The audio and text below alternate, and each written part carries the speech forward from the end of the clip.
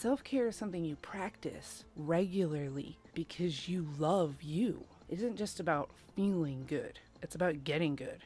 Hi, I'm Carrot. Let's talk. What's my purpose? What do I grab? A slippery surface, a heart attack.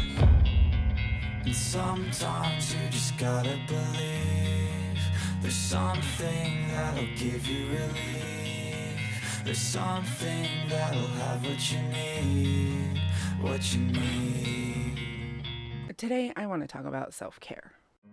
Learning self-care is like building your own lifeboat plank by plank. Once you've got your boat, you'll still be rocked by the waves of life, but you'll have a feeling of safety and stability that means you can pick other people up on your way. It took me a long time to get to a point in my life where I understood how important self-care is. I struggle to keep up with it from time to time, and when I do, it becomes pretty obvious pretty fast. But here's the thing, self-care isn't just salon days or boys' night out or 57 minutes alone in a quiet room. Sometimes self-care is as simple as looking in the mirror and telling yourself to have a good day. Sometimes it's eating veggies, and sometimes it's eating cake. Self-care is different for everyone, and it isn't just taking care of the most obvious needs of the body, mind, and soul. We can't pour from an empty cup, so taking time for ourselves allows us to recharge and show up as our best self. It's like putting on our oxygen mask before helping others. But sometimes the self-care we need most can look and feel kind of dark. No matter what your self-care looks or feels like today, it's essential, and it's something everyone should make a fundamental aspect of every day. So much of the time we feel like we don't have the time or the energy or the space for self-care, and that's kind of the whole concept behind the CCM group in this channel. It's not so much about what words the letters C, C, and M stand for as what indulging in them represent. Self-care doesn't have to be a big to-do with a bunch of fanfare. Certainly, do that if you have the desire and the time for it, but it's not an essential part of the process. Self-care is just watering your roots. When you invest time and energy in yourself, you grow stronger and healthier, just like a well-nourished plant. The versatility of Minecraft and the freedom it gives me to express myself in all the ways I can imagine is a huge part of my personal self-care. Sometimes we get so caught up in our work, our responsibilities, or our worries that we forget to enjoy the simple pleasures of life. Minecraft is a great way to relax and have fun. Whether we play solo or with friends, you can explore, create, and discover new things every time you log in. Minecraft lets you be you. Sometimes we get stuck in negative patterns of thinking, feeling, and behaving that affect our mood or self-esteem or even our relationships. Minecraft lets us practice mindfulness.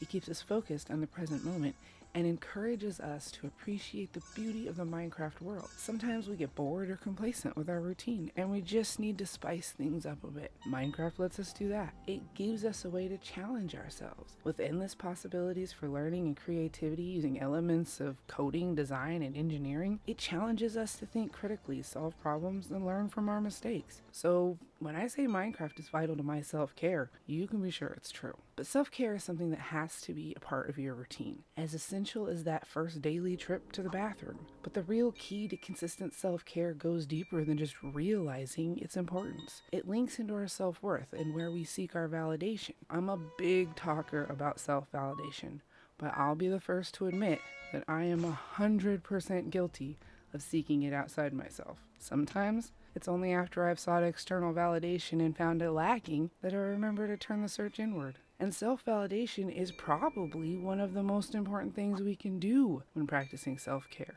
I'm a ways away from having it all down pat, but I'm always on a mission to be the best possible version of myself. Part of that is discovering who I am, which feels like a funny thing to say at my age, but I was pretty busy just trying to survive most of the first part of my life. This process of self-discovery has been something of a disaster to go through. I found it scary and more than a little emotionally painful, but it's also been one of the most beautiful disasters I've ever experienced. And the whole thing, from pain to gain, has been an essential part of my self-care.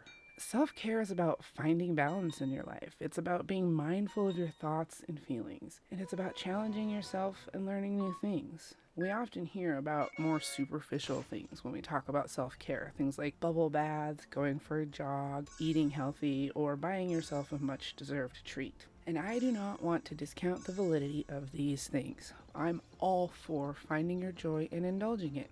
I 100% believe in spoiling the inner child a little bit once in a while. And doing things just because you deserve to feel good is an incredibly valid way to practice self care. But self care isn't always doing things that make you feel good in the moment. Sometimes self care is saying no to the things you might want most, like a cigarette, excessive alcohol, or that last donut. Sometimes self care is doing the hardest work of all because you know you have to, because you know that even though it sucks right now, you're gonna look back and you're gonna wonder how that was ever even a part of your life. It's not just something you do because you feel drained. Self care is something you practice regularly because you love you. It isn't just about feeling good, it's about getting good.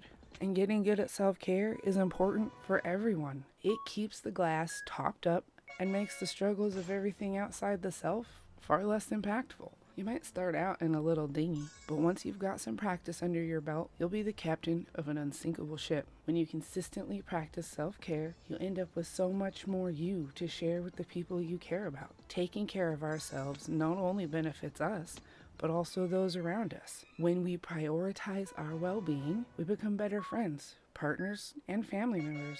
It's like spreading positivity and love to everyone we encounter. You have more mental and emotional space, you have more patience, you have more confidence, and, at least in my case, you learn how to let things go without shame or fear. The practice of self care will help you to see yourself more like the people who love you see you. And if you could see what we see, you'd not only know your worth, you'd believe it.